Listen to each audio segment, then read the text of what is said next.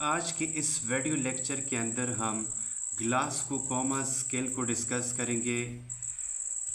Glasgow comma scale को हम shortcut GCS कहते हैं।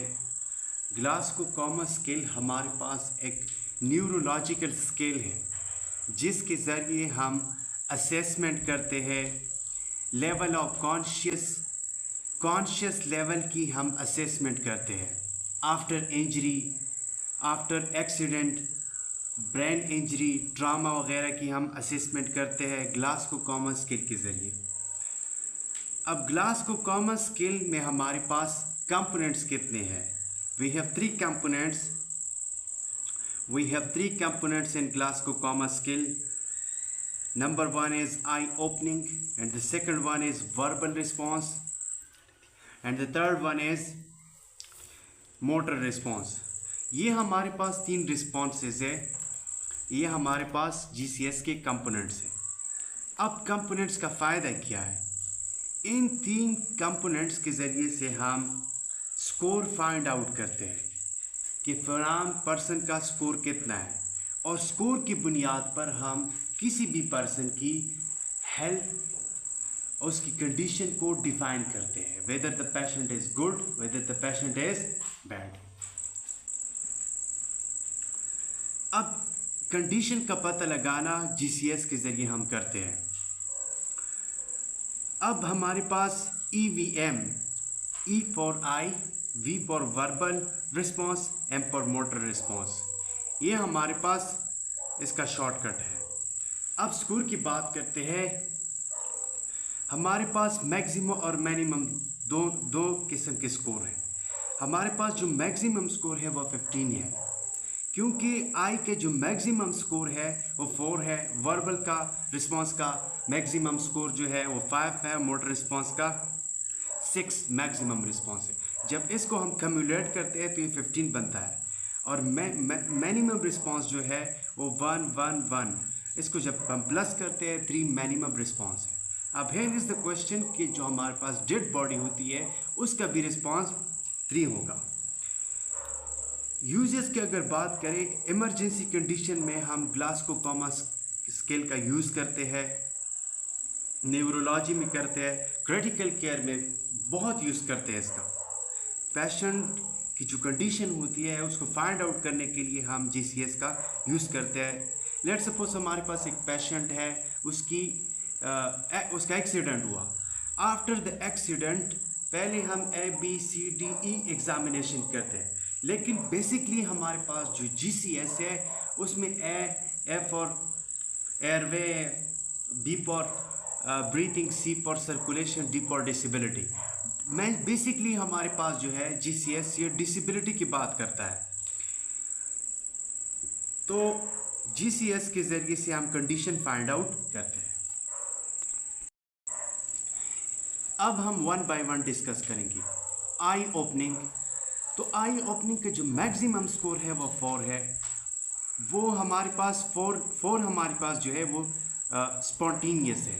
लेट्स सपोज हम पेशेंट के पास गए, तो जब देखा तो उसके आंखें, पेशेंट की जो आंखें हैं वो खुली हुई थी, तो हम स्कोर देंगे इस कंडीशन में 4 स्पॉन्टेनियस। लेकिन अगर उसकी आंखें बंद हैं, हमने जाके आवाज़ दी, तो आवाज़ के बाद उसने आंखें खुली, तो उस कंडीशन में हम स्कोर देंगे 3। लेकिन अगर स्पीच के ऊपर, लेकिन अगर हमने टच किया, पेनफुल सेंसेशन दी, तो आफ्टर पेनफुल सेंसेशन अगर पेशेंट ने आंखें खोल दिए, तो उस वक्त हम स्कोर देंगे 2। लेकिन अगर रिस्पॉन्स नहीं दिया तो फिर हम 1 स्कोर देंगे, 0 नहीं दे सकते। अब हम वर्बल रिस्पॉन्स को डिस्कस करेंगे। वर्बल रिस्पॉन्स में हमारे पास मैक्सिमम स्कोर 5 है। ओरिएंटेड, अब ओरिएंटेड का मतलब ये है कि टाइम, प्लेस, पर्सन। पेशेंट को अगर टाइम, प्लेस, पर्सन का पता चलता हो तो उस सूरत में हम 5 मार्क्स देंगे, 5 में से 5 देंगे। लेकिन अगर वो कंफ्यूज्ड है थोड़ा सा लेट जवाब देता है, कंफ्यूज है, श्योर नहीं है, तो उस सूरत में हम 4 स्कोर देंगे। इनअप्रोप्रिएट में हम 3 स्कोर देंगे। लेकिन उसमें एक बात है कि वर्ड का आपस में कोई रिलेशनशिप नहीं होता, मतलब मौका महल के मुताबिक बात नहीं करेगा, according to the topic, according to the condition बात नहीं करेगा। तो इस सूरत में हम 3 स्कोर देंगे। इनकॉम्प्रिहेंसिबल में हम 2 स्कोर देंगे। उसमें हमारे पास मुख्तलिफ़ किस्म के साउंड होते हैं, ए, ई, ऊ, लेकिन उसमें ये पता नहीं चलता कि पेशेंट क्या कहना चाहता है। लेकिन अगर पेन के ऊपर भी रिस्पांस नहीं करेगा तो उस सूरत में हम 1 मार्क्स देंगे, 1 मार्क देंगे। अब हम मोटर रिस्पांस को डिस्कस करेंगे। मोटर रिस्पांस में हमारे पास मैक्सिमम स्कोर 6 है।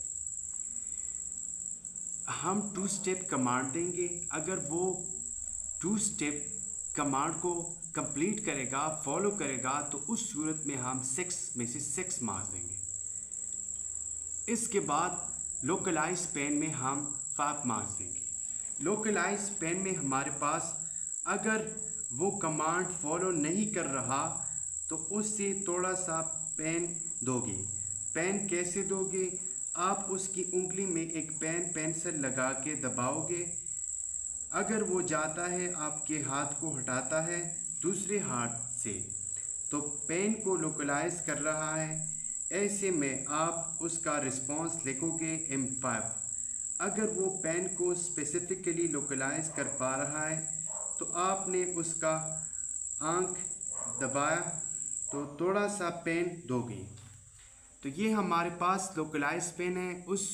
उसमें लोकलाइज पेन में हम 5 मार्क्स देंगे। विथड्रॉज फ्रॉम पेन, ये हमारे पास नॉर्मल फ्लेक्सेशन होता है। नॉर्मल फ्लेक्सेशन में हम 6 में से 4 मार्क्स देंगे। विथड्रॉल में ये होता है कि हम पेन पुल प्रोसीजर करते हैं। आफ्टर प्रोसीजर वो हाथ को अफेक्टेड एरिया की बजाय विथड्रॉ करता है, तो उस सूरत में हम 4 मार्क्स देंगे। एबनॉर्मल फ्लेक्सेशन में क्या होता है कि हाथ को विथड्रॉल या लोकलाइज जहाँ पे पेन हो रहा है वहाँ तक ले जाने की बजाय एबनॉर्मल फ्लेक्सेशन होता है, तो उस सूरत में हम 3 मार्क्स देंगे आउट ऑफ 6। लेकिन अगर वो नॉर्मल फ्लेक्सेशन के बाद एक्सटेंशन में क्या होगा कि फ्लेक्सेशन की बजाय क्या होगा, एक्सटेंशन होगा। एक्सटेंशन में फिर 2 मार्क्स देंगे और लास्ट में हम अगर वो रिस्पांस नहीं करता तो 1 मार्क्स देंगे। अब हम GCS की वैल्यू की बात करते हैं। फ्रॉम 13 to 15 ये हमारे पास माइल्ड इंजरी कंसिडर होगा। फ्रॉम 9 to 12 हमारे पास मॉडरेट इंजरी कंसिडर होगा। बिलो 8 अगर एक पेशेंट की आफ्टर असेसमेंट 8 स्कोर रहता है तो हम इंट्यूबेट करेंगे। अगर आफ्टर असेसमेंट स्कोर 5 बिलो 5 है तो हम कंसिडर करेंगे वेरी सीरियस, इमीडिएट अटेंशन की ज़रूरत होगी।